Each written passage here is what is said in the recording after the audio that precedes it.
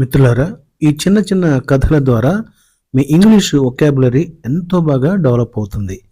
చివరిలో వొకాబులరీ ప్రత్యేకంగా ఇవ్వబడింది, గమనించండి.